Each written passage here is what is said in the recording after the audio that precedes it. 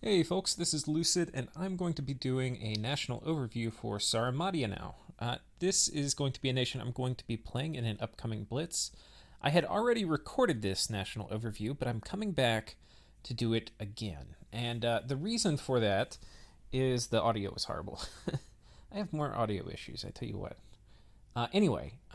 But what that means is that while the previous national overview was done by me from before the game, from before I'd actually played Sauromatia in a multiplayer game, this national overview is going to be done by me.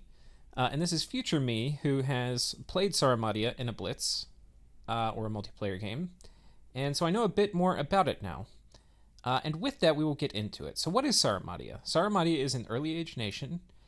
It is a nation of tribal Amazons, mostly led by females, though there are a few males who are like the Witchers, I think. They're usually riding these little squat lizards, not these beautiful velociraptors. Um, but yeah, it's this kind of like uh, marsh female tribe thing. And if we look at kind of the magic they have really good access to astral. They have these guys, soothsayers, who are basically astral one most of the time. They have a Nari who are badass, so they've got really good astral death nature communions. And then they've got other stuff too, but like water. They've got a little bit of water in nature, and they have some blood. They're not like a blood powerhouse. They don't really have good blood summons, but they can do a decent amount of blood hunting. Um, those are really strong paths, by the way, to have together. There's like really good synergy between astral, blood, nature, um, and death. So that's kind of one of the main themes of the nation. The other theme is they tend to be a cav heavy nation. You can see they have a lot of different cav options. And then they have two different cap only sacred cav, which they can get. Both of them are on lizards. So that's another theme of the nation. And a final theme of the nation is a lot of their guys have tattoos. And the tattoos means if you cast a particular spell called Awaken Tattoo, you'll get a bonus. And the way that works, we'll talk about that briefly, is you can see this says Magic Horse Tattoo 1.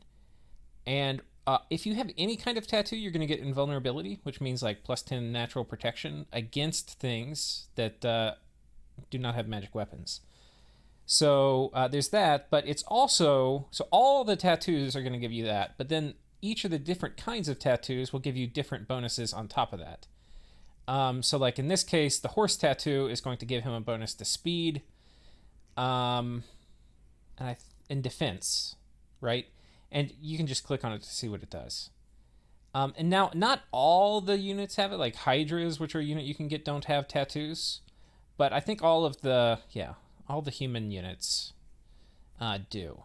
And like these guys, the Oreapata, they have a horse tattoo and a snake tattoo, and so they get the invulnerability benefit doesn't stack, but you're going to get defense and speed from the horse tattoo, and then the snake tattoo is going to give you magic resistance. So that's kind of cool. And then I guess the final thing we'll say is we have archers. We have pretty good archers. We have these guys who have poison bows. So, and we have hydras. So we'll go through and talk about the units in a bit more detail, but that's like the really short overview. We're in a death, nature, blood, astral, water nation. We tend to have very kind of pretty damn economical units. And let's get into it. So we'll start with the units and we'll go to the commanders.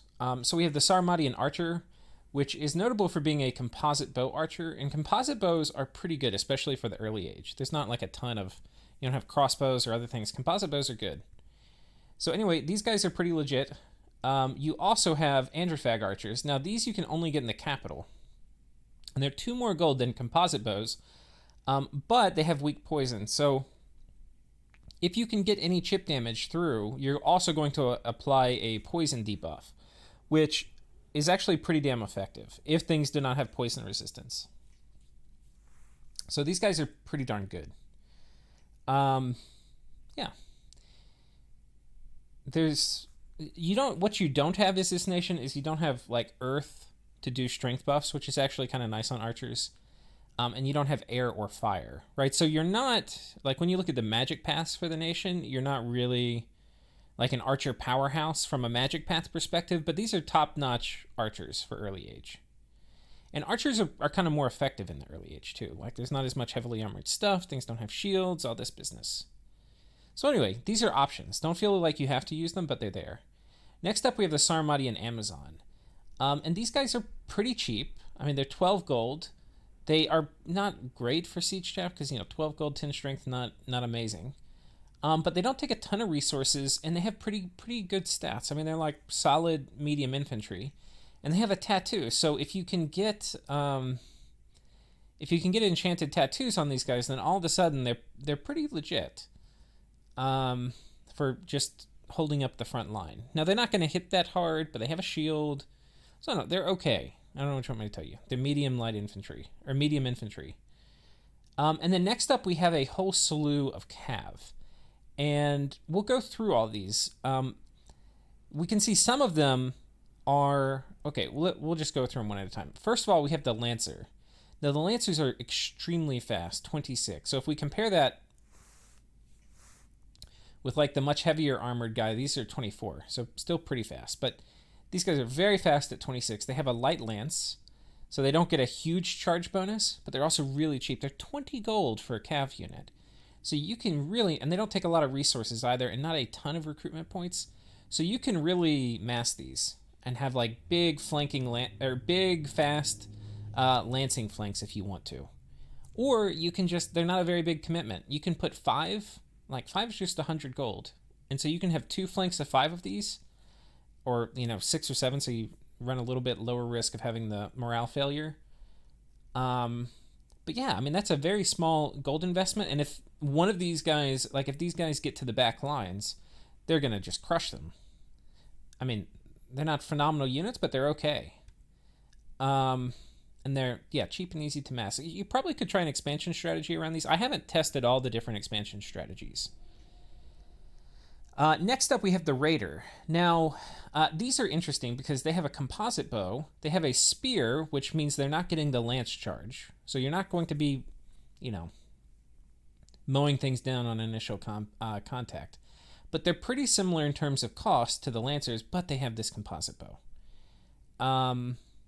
Now, why would you use these over other composite bows, which are like 10 gold, and these are 20? Well, let's take a look. These guys have garbage armor and no shield. These guys have okay armor and a shield, and they have much higher strategic map move. They also have the pillage bonus, which is kind of nice.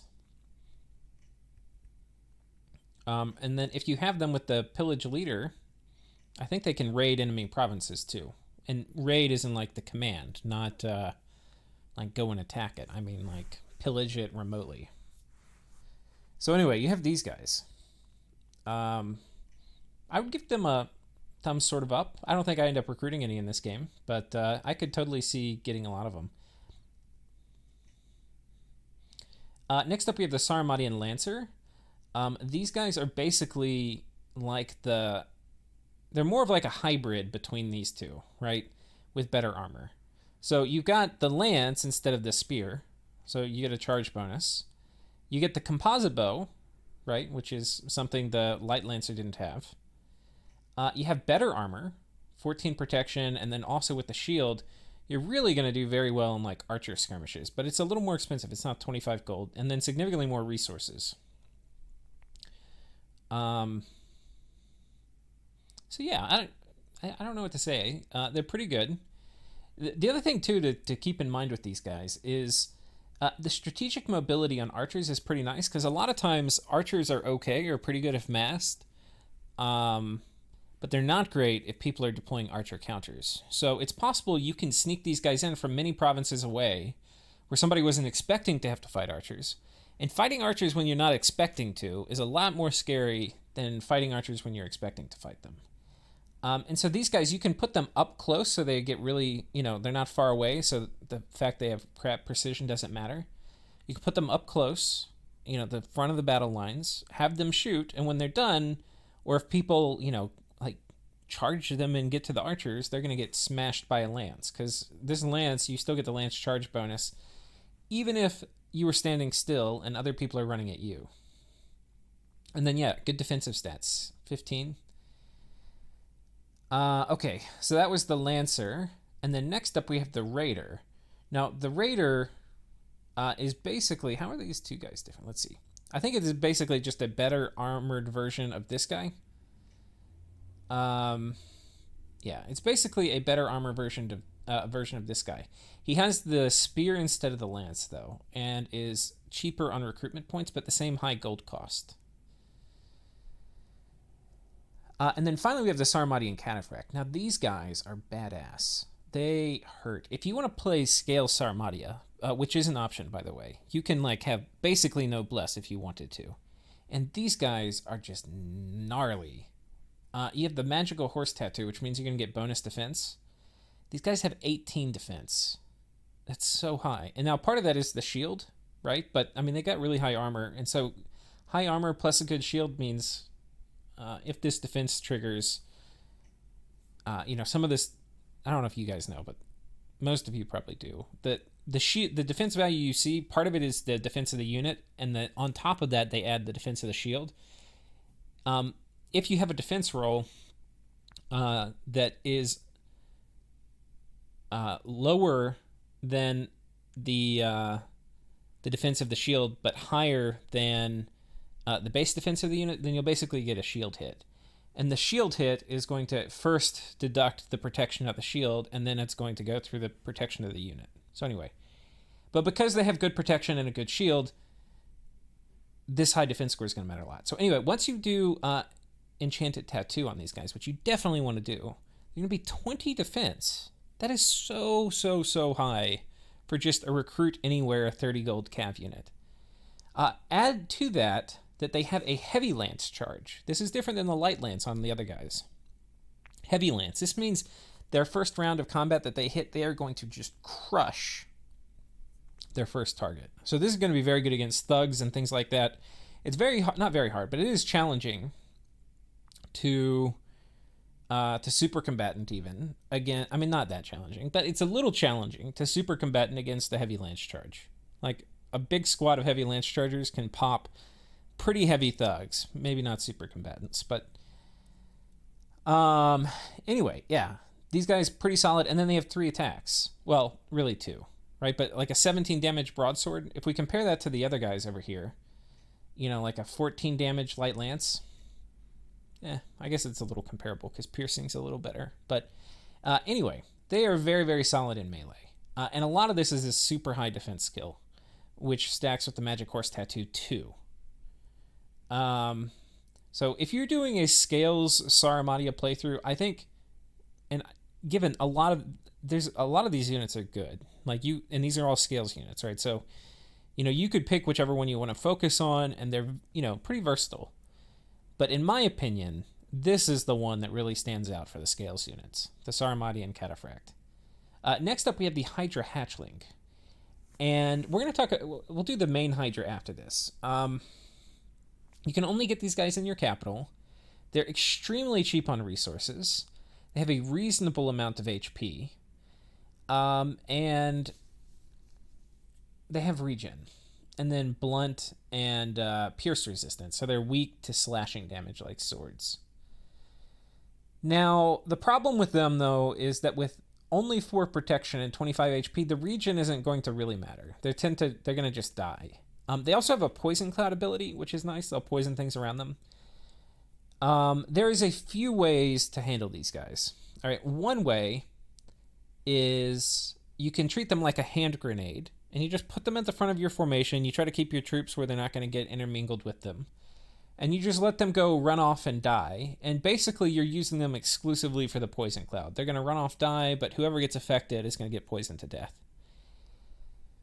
I've also seen things where you can kind of use these guys for expansion. I think I tinkered with it and wasn't able to do it terribly successfully. There's a whole art form, though, to Hydra Hatchling and Hydra expansion. And there are ways to do it. I don't know if I've really ever practiced it, but I think I've seen a video of somebody doing it. But yeah, if you're going to use these guys, like if you want them to not just be hand grenades and explode, you are going to have to buff them. And there are certainly ways to do that with this nation. Like You have cheap astral mages. You can do body ethereal, especially if you put a poison resistance item on your astral mage. Now all of a sudden the regen might matter because they don't instantly die in combat. You do that and you fluff with, like wooden warriors or something. All of a sudden, if you have body ethereal Hydra hatchlings with wooden warriors on them, now they don't suck. But you could be doing other things like buffing your heavy cav. So it's a question of what you want to do and what you think will be most effective. But if the enemy does not have poison resistance, this is something to consider. Now that said, if they don't have poison resistance, there are other ways you can poison them with this nation, like casting foul vapors. But this is an option. Now, the daddy of the Hydra hatchling is the Hydra. And the Hydra is much more expensive. It is 200 gold, but you get 80 hit points. And you're going to lose heads as you drop down in form. But you also have pretty high protection. 8 protection is a lot more than 4. And what that means is you're not going to get much benefit from casting like wooden warriors on these guys. You're only going to get go from 8 to 10, which is not much. But you are going to benefit a ton from something like body ethereal. But these guys, again, are hard to fluff, just like the Hydra hatchlings, because they're undisciplined. They're just going to run forward. So you have to, you can't probably fluff but 1 per astral mage. And then you're going to have to think, what's the cost to fluff it? Well, you're going to have to spend 200 gold on this guy. Then you're going to have the astral mage with poison gear, which you paid for, cast a spell on them. But these guys with ethereal on them are pretty tough. So anyway, that's that. But yeah, with regen, they're pretty gnarly. They also have fear. And fear is a mechanic that got nerfed in Dominions 5, thankfully. It was really broken in Dominions 4, and one strategy you used to be able to do was just have like 20 of these guys in a ball. And you can try to buff them or whatever. It doesn't even matter. You have 20 of them in a ball, they will insta-route anything that is not undead right in front of them. Like 20 morale thug, enemy squad, doesn't matter. If it gets close to this many Hydras with fear, and especially with poison cloud if they're not poison resistant, but that doesn't even really matter. They would just insta-route because their whole morale gets wiped out, and then they take 100 morale checks, and then they're gone. So, but now the way it works is fear will only erode your morale by up to 5. So you're no longer going to get an insta-route situation.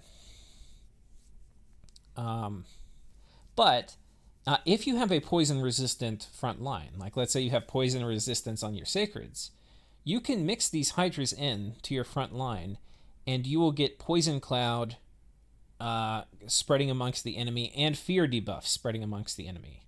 So there's definitely still a place for them in the Sauromatian army. The problem, though, is placement.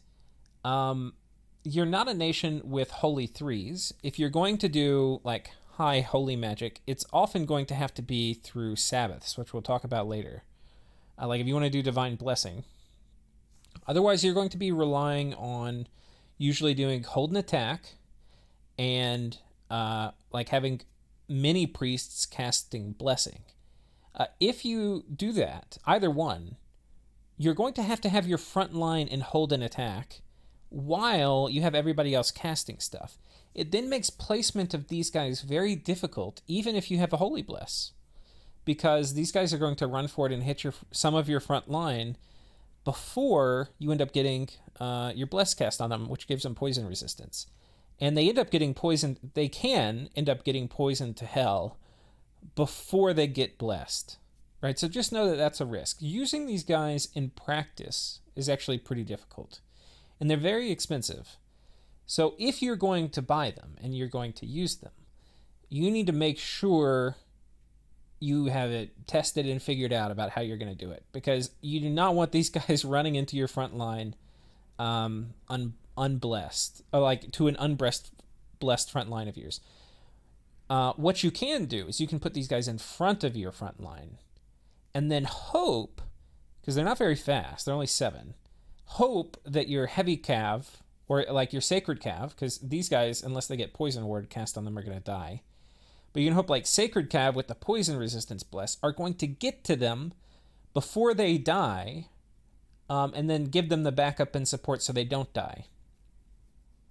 Anyway, I think that's probably the best way to use them. So that's the Hydra interlude. Next up, we have our cap-only sacreds. We have these guys, the Oreapata, and they have 2 tattoos. They're sacred. They have a lance and a bite. The bite strength not added. The light lance, you get a little charge bonus, and then, yeah. They have very high defense. So it's 18. When they get blessed, it's going to go up to 19, plus anything you have on your bless. I like them a lot. I think these are phenomenal units. At 45 gold, they are a steal. They're an absolute steal, in my opinion. Unfortunately, they're cap only. That's the main problem with them. Next up, we have the Androphag. And these are more expensive. They're 10 gold more expensive, and you don't really get a lot. You get 1 less defense, and you lose the horse tattoo. So that's really 2 less defense. And for protection, I think it's about the same. These guys are 12. These guys are 14, so these guys also have better defense. So when I look at it, I think the Androphag have a few more HP. Like, these are 11. These are 13. Swimming, swamp survival. Yeah, these guys don't have swimming or swamp survival. But those aren't super important tags. I mean, swimming can be nice, but in my opinion, you're paying more and you get less in general. Now, there's one important distinction, and that is that these guys have debilitative poison on their attack. Their poisonous bite. And if you bite and it gets through their armor, you do any damage, then they're going to get basically 20 poison fatigue damage. Which, if they don't have things with poison resistance, it's going to be pretty painful. So, I don't know. I mean, that's definitely a bonus. They may have a better shield, too. No, it's the same shield. So, yeah. Anyway, I'm not a huge fan. Some people may like them. I think most people tend to prefer Oreapata. Anyway, these are the units. I love these. In this game, we're going to be doing a bless that's going to really amp these Oreapata up. Now we're going to talk about the commanders. So the commanders, we've got the Soothsayer. Now these are very special. They're special because they're foreign recruit. I think it says that here, right? Does it not?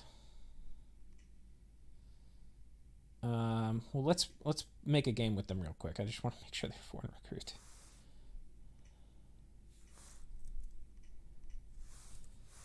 But anyway, so the I'll just do more here.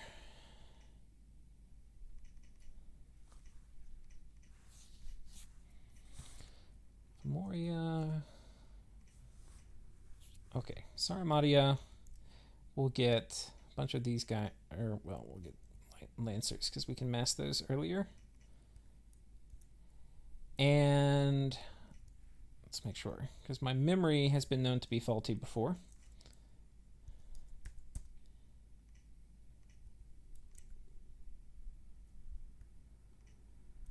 Okay, I could have sworn they were. They're not. They're not foreign recruit. That is why we tested it. What they are, it's been like a few months since I played the game, and have looked at Sauromatia. What they are is they're 90%. They're 90% to get a mage path, and what that means, the way Dominions works, is if you don't have a lab, you don't need a lab unless you have at least one in a path. So you can get these guys really cheap. You can just do this and get a bunch of, you don't need to click it multiple times, but you'll get a bunch of guys without having a lab. Now, unfortunately, they can't research until you move them, but it's really easy to move them. You just click your mouse once. So you can get forts set up, you can get soothsayers, and then you can move them. And yeah, that's basically a way to do it. Saves you on infrastructure cost. Now that said, because we're going to head back over here to the units. That said, we have other mages we can get if we want to get a lab. And we'll come back to the commanders, because commanders are kind of bleh. And that unit is the Inari. And the Inari is one of the better mages in the game. I think they're a little inferior to the Seth Kona, but not everybody can have the best mages. But anyway, I mean, these guys are top notch. They have Fortune Teller 10, so Fortune Teller. A lot of people are like, "Oh, you have Fortune Teller, you can wreck misfortune," and it's like, yeah, you kind of can, but really, you're only gonna have Fortune Teller in a few provinces, and I can't remember if we wreck misfortune this game or not. We might dump it a little bit, but it's also nice if you have luck, because if you have luck, you're gonna have more events in total. You're just gonna have more luck events. So, yeah, this will get rid of bad events if you take luck scales too. Fortune Teller is just a nice little perk. I don't think what I'm trying to say is I don't think it's a reason to dump misfortune. But it will certainly mitigate some of the consequences if you do, but it'll also improve the game if you take luck. Next up, we have the paths on it, which are Astral, Death to Nature. Now, why is this important? It's important because it means you can do Skelly Spam communions, which are very, very strong. It's also important because Nature is a very good path to have in communions. It's because you can easily do Turbo communions, where you basically are going to rely on the HP of the communion slaves rather than just the fatigue pool. It's also nice because you can trivially put up relief, which is also going to help with communions. So that's pretty darn good. Trying to think what else. I mean, there's a lot of nature buffs too that are pretty good to be able to get off. And you can do charm and other things like that. But anyway, these guys are super good. Now, one question that may come to you is, Lucid, you have shown me the Soothsayer, who you're going to be getting a lot of these very, very cheap 55 gold astral ones, who are also fortune tellers. You're going to be getting them, and you're going to be getting Inari, who should be the communion slave and who should be the communion master. And some of you may be saying, well, you should obviously have the expensive mage with all the paths you want to cast being the communion master, and you should obviously have these guys being the slave. And I'm here to say that that's not always the case, because while these guys are going to be cheap, they're going to tie up a fair amount of fort turns to make one of them. And these guys are, not so much. When these go into a communion, if you have a communion of, let's say, only Inari, they are going to be doing on-path casting, which means you're going to need far, far fewer communion slaves than if you were to just use Soothsayers. So if I were to say, would I rather have like 8 Soothsayers as slaves, or would I rather have like 4 Inari? I would probably rather have 4 Inari. The communion's much less likely to burn out. You're going to get a lower magic path boost. So this is not like you should always take Inari as communion slaves. You can definitely do Soothsayer communion slaves, right? They're cheap. Especially if you're like worried about swarms of assassins. Sometimes you just want a ton of communion slaves. But Inari are also pretty hard to assassinate with that death too. But anyway, these guys make phenomenally balanced communions, and because you're not managing a ton of different paths, you're just like only these. You can make them pretty hard to burn out, and they can be pretty reliable. The other trick you can do, which you can always do in communions, is you do Power the Spheres, and you do it on one of the masters, not all the masters, and it will make all the slaves a higher path. And I think it depends a little bit on like what the base paths are of the mage, but it's going to make a lot lower fatigue load for a lot of the mages if you do that. Because let's say we cast Soul Slay with the Master, and the Master's only Astral 1 because he didn't cast Power of the Spheres, but the Communion Slave is Astral 2 because somebody else cast Power of the Spheres, transferred to the slave. Well, the slave is going to take half the fatigue it would have, I think, something like that, because it's twice the path of the Master. So anyway, just know it's a good thing to do. So anyway, you can have really, really strong astral, death, nature communions with these guys. They are so good. They're so good. The other thing, coming back to the Soothsayer, you can see we're going to jump around some, is, so what are the roles for these guys? They can be cheap researchers if you have magic. If you don't have magic scales, like you have drain scales, you probably want to go with Inari. And you can totally go all Inari. You can just forget about the Soothsayer for a lot of applications. The types of applications where you kind of don't want to forget about the Soothsayer, where you really need them, is fluffing. Because if you look at fluffing, these guys can do some of it. Like, Nature 1 is like kind of an okay fluffing path. It's not very good. Astral is a great fluffing path, but Death not so much. But I mean, these guys could do like Astral fluffing and then Horde of Skeletons. But really, for the fluffing job, these guys are phenomenal. The 90%, I mean, basically just having like a very cheap Astral 1 mage that you don't care if they die, and they go up there and they get your thugs ready to go. It's so good. And we're going to do this a ton in this game. Anyway, it's really, really good. What are the things you can do with Astral? Body Ethereal, Luck, Cheat Fate. Right, those are the main ones for fluffing. Now, we have the Spirit Guide, who I kind of skipped over. These guys are Death 1, which is normally kind of forgettable. Death 1, not a great path a lot of times. What are the things they can do? They can do Dark Knowledge, right? So if you want to site search deep into Death, you can have these guys and not waste like Inari turns. You also have a national spell. We have a few of them. One is Call Ancestor, and these are basically sacred ghosts you get. So, yeah, they're okay. But if you make it all the way down here to Conjuration 7, you get Wrath of the Ancestors. And you just put, like the way you would typically do it is you would get a Spirit Guide, you would put 2 Death Gems on them, and they cast this twice, and then they pass out. And you're going to get 40 ghosts, which are sacred. So if you have a Bless, which is good on like a 1 HP, ethereal, paralyzing ghost, then this is pretty decent, and you can use the Spirit Guides for that. So it can be that these Spirit Guides, they really come online in the late game, once you have Wrath of Ancestors out. Okay, so units, we've been through a lot of them. Let's do it from this screen. Next up, we have... Okay, we'll do the commanders. We'll just deal with this.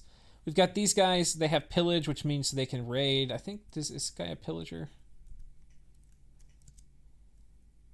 See this raid command? You don't normally have that. You can only do that if the commander is a Pillager.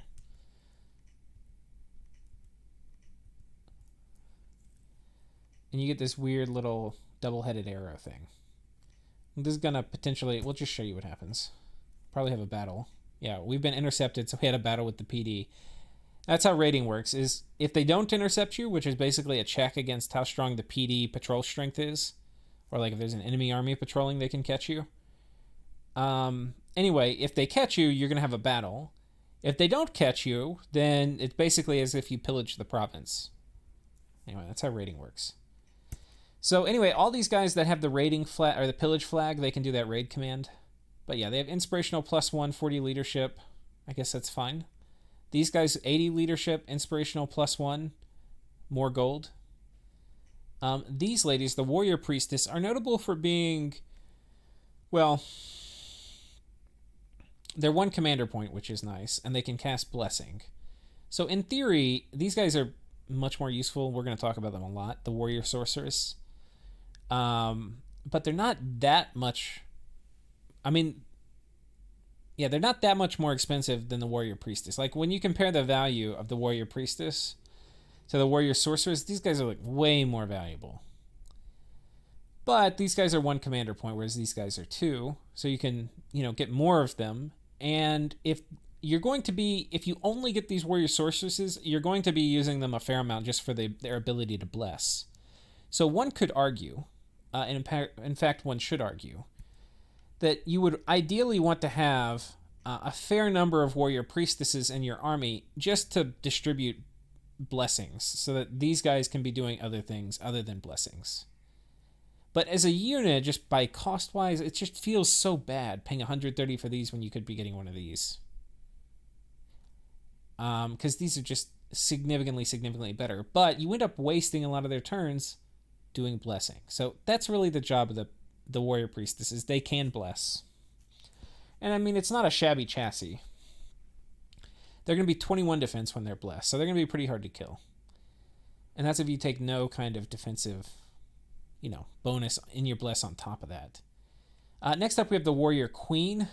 120 leadership, so that means +2 morale bonus for squads, which is pretty nice. And you can obviously have pretty big goon squads of dudes with her. I don't think I ever recruit one. You're typically, like, these guys are 80 leadership. You're going to have so many of these that there's never a reason to, like, oh, I need an efficient leader with 120. I mean, yeah. You're going to have plenty of troop leadership without having to waste 160 gold on 120 leader. I hope I don't make any of these this game. I don't think I do. Okay. The thing, let's talk about when you would consider it. Because you always, every time you say it's a horrible idea, you should never do it, you always have to be careful when you say that. If you're running into major morale items, like people are doing morale plays, one of the counters to that is you get plus morale items. If you get plus morale items, you want to put them on people with high leadership. So you don't need like 8 leaders with plus morale items. You need like 2, right? So anyway, that would be a case for considering it. But like, unless you're building morale items, I don't think you would ever make this. Because, okay, they get +2 for 4 squads, yeah. But, like, with this, we get +2 for, for 80 dudes. Anyway. End rant. Now let's talk about the lady we have been neglecting to talk about the whole time. The warrior sorceress. It is a phenomenal unit. It is so good. It is so good. Magic Horse Tattoo 1, Snake Tattoo 2. This means that she's going to get +2 MR just for getting enchanted tattoos put on her, and 1 invulnerability, and then 1 defense. So pretty darn good. She's going to be 20 defense coming right out of the gate. These come in a few varieties, and all the varieties are pretty different. We have the water, the death, the nature, and the blood variety. So let's talk about them. What do we do with the blood variety? Well, we can blood hunt with them. They're going to be our most reliable blood hunters. So normally that's what you're going to do. Are they cheap blood hunters? No, but they can blood hunt. Can they also fight? Can you thug with them? Sure they can. But you're probably going to have enough of the other ones where you're not going to want to use the blood ones for that. They can also make a lot of your, very useful blood items. So anyway, that's normally the blood ones don't see a lot of combat action. The nature ones, what can the nature ones do? Well, if you will have noticed, our Inari, when they are not in a communion, are only nature 1. So these are the guys who are going to make thistle maces for you. And with that, you'll be up to nature 3. Nature 2 is also enough to cast mass protection and stuff. So just one of these nature 2 guys behind PD can do, mass protection and stuff. They're also pretty fine thugs because nature 2 lets you do personal regen, which is kind of nice to have. And then if you put a thistle mace on them, they become nature 3 and they can do AoE 1, targeted regen, which is also kind of nice. So yeah, the nature ones are pretty versatile. They make pretty okay thugs. They make pretty good casters, fluffers. We should probably also take a moment and talk about the spell that we use to awaken tattoos. And it's basically this one. It's area of effect 5, range 20 plus. So, but it requires nature holy. So when we look at, who can cast awaken tattoo, who do we look at? Well, we look at her, the warrior sorceress. I think the Witch King... No, he's not holy. I was thinking he was holy for a second. Yeah, so basically just the warrior sorceress. Now, the nature 2s can do it with like a little less fatigue, but it doesn't really matter. All of them can do awaken tattoos. And that's going to be one of the main jobs of warrior sorceresses, is just spamming out awaken tattoo.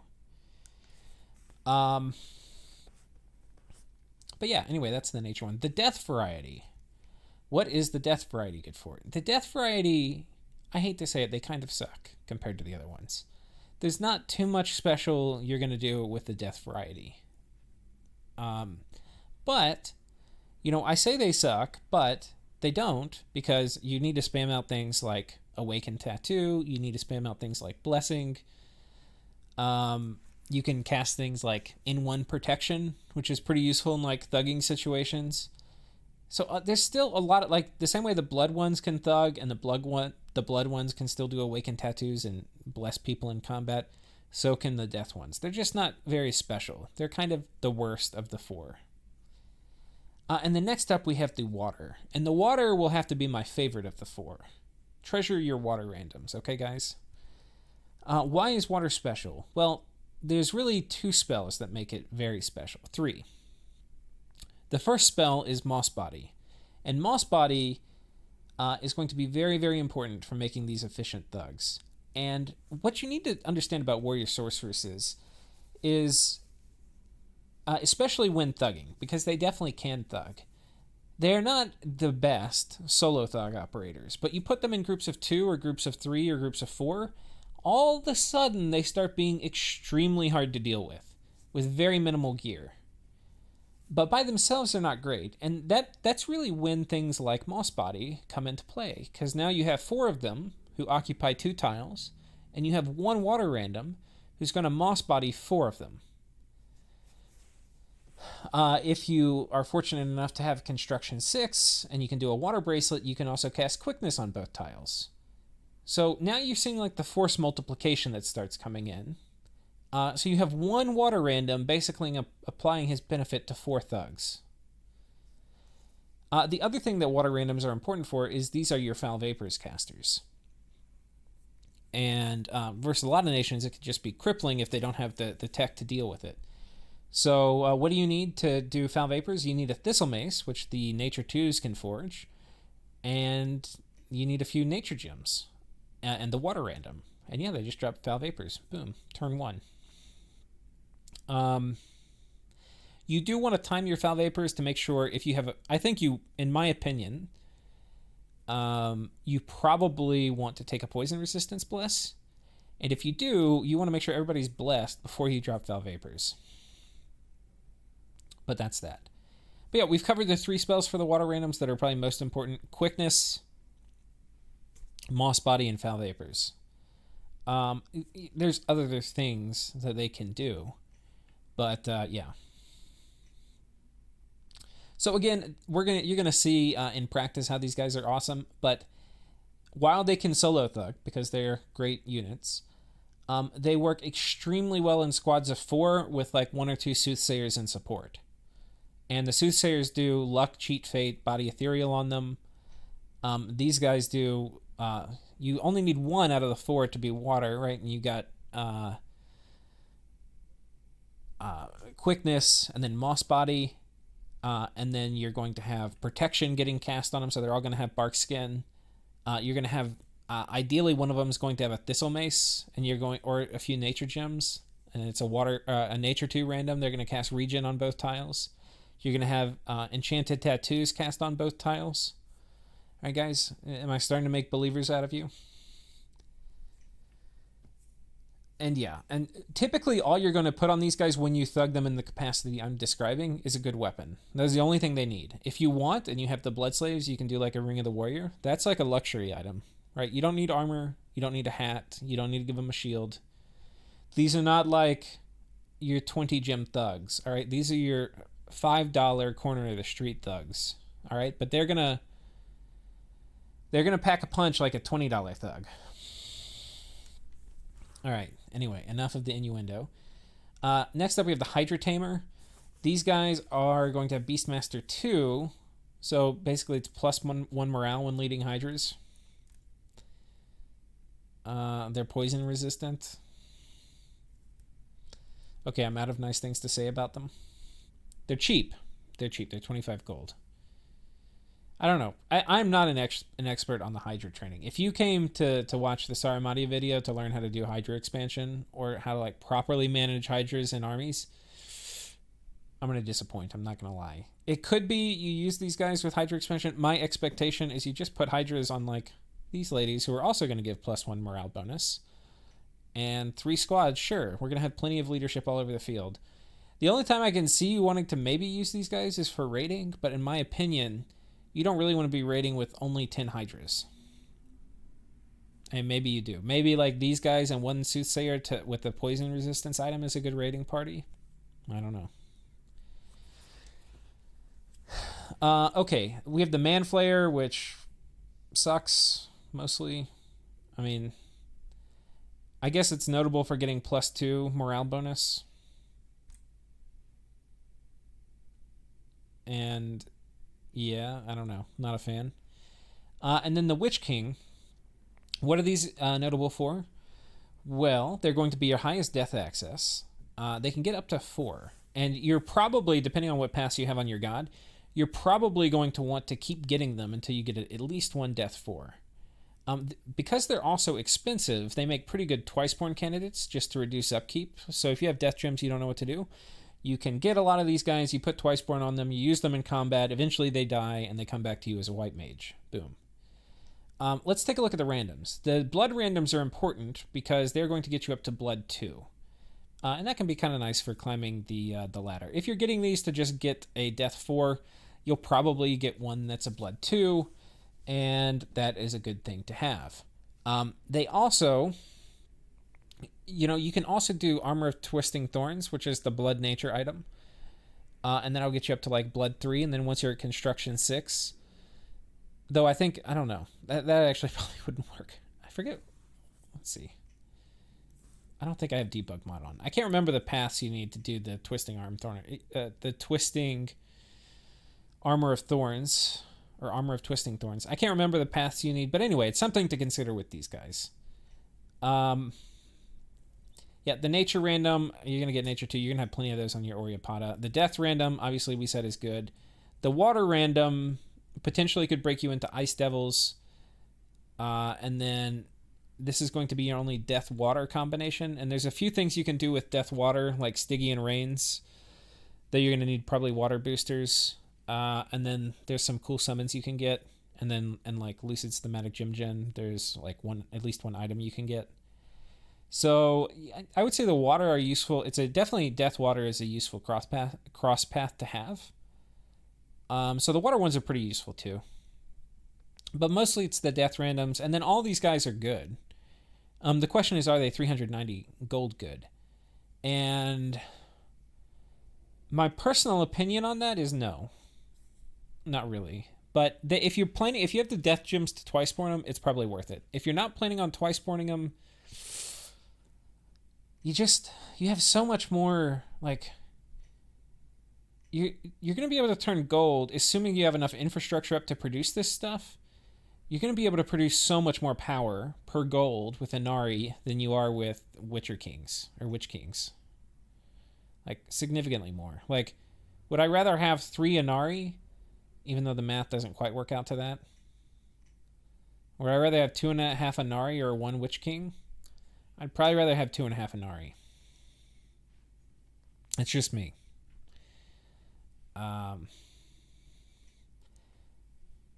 But I guess these guys are sacred, though. So I guess when you factor in the fact they're sacred, so their upkeep's going to be significantly less than 2.5 Inari, maybe I should have gotten a few more of them. I don't know. When you see the strength of Inari communions, it's kind of hard to pass on them. But anyway, these are solid. I don't know. I don't want to sell them short too much. I don't really use them that much, but I probably could have used them more. I'm not sure. And there's one thing I realized I forgot to say, because we're going to be talking, you're going to see me using a lot of communions this game, but one of the things about the communion too, because I was talking about the soothsayer and Inari, like who should be slave, who should be master. One counterintuitive thing is not only is it not guaranteed that the soothsayer should be the slave, but there's a lot of situations where you actively want soothsayers to be masters on top of Inari slaves. And the reason is that Inari slaves, like if you have a mix, of soothsayer and Inari communion in your communion, if Inari are the slaves, the soothsayers will never off-path cast and kill the Inari. But if you have a mix of soothsayers and Inaris as slaves, almost always you'll kill the soothsayers off. If you have even a slightly hot communion, you'll kill the soothsayers off and then it'll just be Inaris left. And then the communion normally gets even hotter then, and then the Inari die off. And then one problem if you have only Inari as master is that they typically are going to do a lot of Horde of Skeletons casting. And a lot of times, Horde of Skeletons, while it solves a lot of problems, it does not solve all problems. A lot of times, you're going to need to kill like a thug or super combatant, in which case, it is actually really nice to have soothsayers as masters, because they're not, especially if you have improved spellcasting AI on, they're really only going to cast like Soul Slay and Mind Burn and shit. which can be really, really good. So another reason to get Soothsayers is just to have guaranteed astral, like only astral masters, which is really strong in communions. So I think that's it. We've talked about all the units. We have talked about some of the summons. There's a few other kind of miscellaneous summons these guys get. We're not going to really go through them. There's like, I think you get some Nature 1, Daughter of Typhon, whatever. It's Conjuration 9. Not very relevant to anything. The Ancestors are relevant. The Awakened Tattoos is relevant. I don't know if there's much more. I think those are the main relevant ones. Yeah, we've talked about the units. We've talked about the commanders. And I think we've talked about the most important mechanics which we're going to be relying on, which is very powerful communions, buffing troops. All right, we talked about that a lot. And then like very powerful, highly fluffed thug groups. Those are going to be the main things we're going to do with this nation. And then, yeah. So thank you all for watching. I hope you are looking forward to the series, and I'll see you in it. Cheers.